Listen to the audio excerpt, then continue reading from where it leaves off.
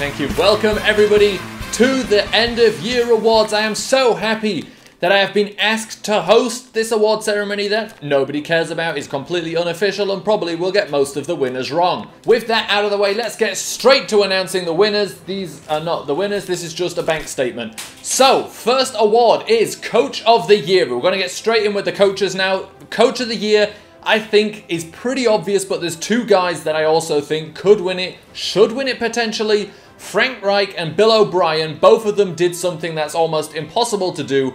The Texans went from 0-3 to the playoffs. The Colts went from 1-5 into the playoffs. The Colts advancing in the playoffs. Both of those guys should get due credit. But I think the winner is obviously going to be Andy Reid. I think that's a pretty safe bet. What he did with Patrick Mahomes, a first-year starter at quarterback, is absolutely ridiculous. Now, of course, you could take away how bad the defense was from Andy Reid. But, of course, as an offensive coach, you're going to give him that leeway anyway. And I think just the accomplishments this season that the Chiefs have had, a lot of that obviously goes straight to Andy Reid, and I think he will win Coach of the Year. Maybe you could say Sean McVay, but he won it last year and didn't really do anything different this year to what he did last year to win it. So Andy Reid is our Coach of the Year. Now, Assistant Coach of the Year might be the easiest one to call as well, because I think that's quite obviously going to be Vic Fangio. If it's not him, it will be ridiculous. After this season, he's got himself a job as a head coach. I don't think much more needs to be said in favor of that. Quite clearly, as the defensive coordinator of the best defense in the NFL,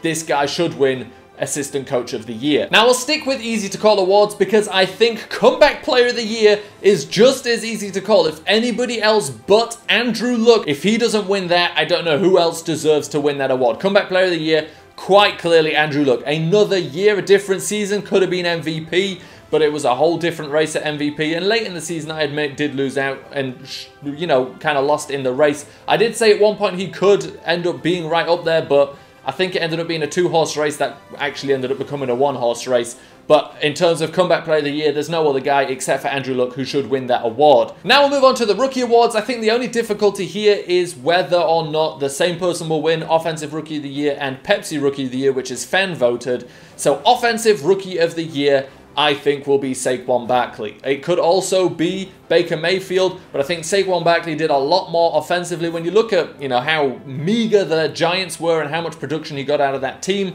really is quite impressive. Baker Mayfield had a few more weapons with the Browns, still very impressive, but I think Offensive Rookie of the Year has to go to Saquon Barkley. Defensive Rookie of the Year, again, there's some great players there. Obviously, you've got Ward from the Browns, but I think Darius Leonard has to be the winner. What the turnaround he inspired with the Colts, which is still a pretty bad defense personnel-wise, but they played absolutely above that level, and Darius Leonard is a huge part of that. Continued to show it in the playoffs. Obviously, that doesn't factor into voting or anything, but he just proved that he is one of the top young players in the NFL, and without a doubt, I think, the best defensive rookie this year. And did I mention Darius Leonard is first-team All-Pro? But now, Pepsi Rookie of the Year, which is fan-voted.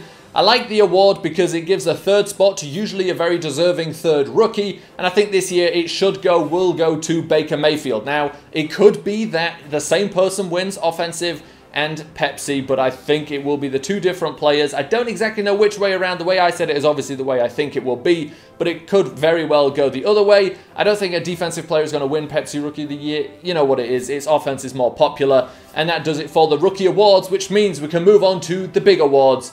We can move on to Offensive Player of the Year. Now, I think this one is the most difficult award to call. Defensive is trickier. You've got to decide between a couple of guys, but offensive, it's so open, apart from just saying it's Patrick Mahomes, which I don't think, considering, well, spoiler alert, he probably will be MVP. I don't think it will be Patrick Mahomes. It can be. I don't think it should be. You should hold those two awards separately, just because what's the point in giving it all to one guy? But I think Offensive Player of the Year, if it was fairly done, I think should go to DeAndre Hopkins. An absolutely ridiculous player that never really gets the full recognition of how good he is. Again, this season, right up there with the very best. I think it's him and Julio Jones that are in competition for best receiver in the NFL. That's no knock to Antonio Brown. I just don't think he's quite on their level. There's just something slightly different about both of those guys. And I think DeAndre Hopkins this year, again, just absolutely was part of that turnaround for the Texans. It wasn't just Deshaun Watson. DeAndre Hopkins, a huge part of that. Will Fuller goes out injured, and there was not really much drop-off. It was just that DeAndre Hopkins got even more throws his way. But I think he should win it. It could be anyone. It could be Patrick Mahomes. Could be Drew Brees. There's a bunch of guys. Obviously, running backs did well this year as well. You got Ezekiel Elliott. Saquon Barkley potentially could get Offensive Rookie of the Year and Offensive Player of the Year.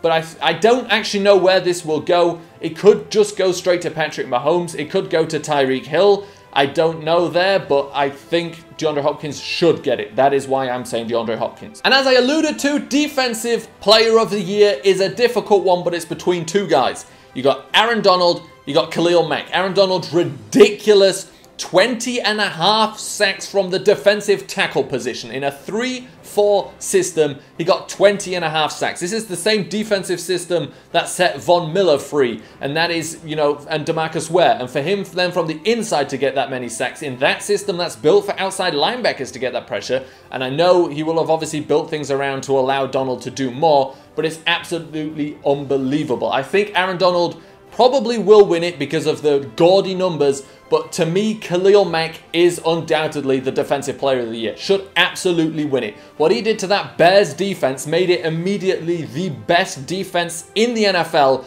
6 forced fumbles, a touchdown, an interception, multiple passes defensed, and he's just absolutely a game wrecker in every aspect of the game and did it immediately joining the Bears.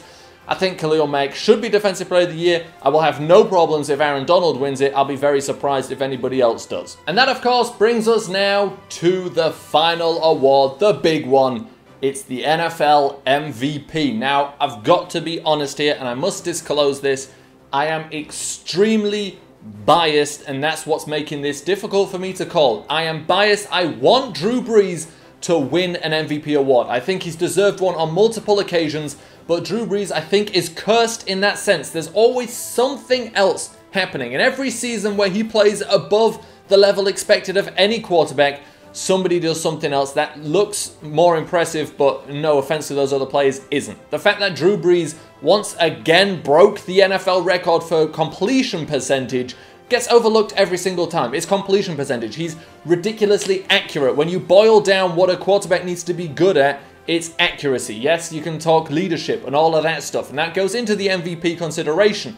But Drew Brees, and I made a video about it 2 years ago, Drew Brees is the best quarterback there has ever been in the NFL. But with that said, I think I've wrestled with this. I think it has to go to Patrick Mahomes. As much as I want Drew Brees to win this, they went, you know, on a decline for the last 6 weeks of the season, and I think that took it away. If he would have stayed at the same level, and even Patrick Mahomes doing what he did, I think Drew Brees would have won it this year, but they did slide off slightly, and I think that will cost Drew Brees. Patrick Mahomes, he's the popular choice. He's, you know, throwing 50 touchdowns, doing absolutely ridiculous things in his first year starting in the NFL. Absolutely does deserve the MVP award. Potentially, if people see the right thing, Drew Brees may get it, but I think it's Patrick Mahomes' trophy.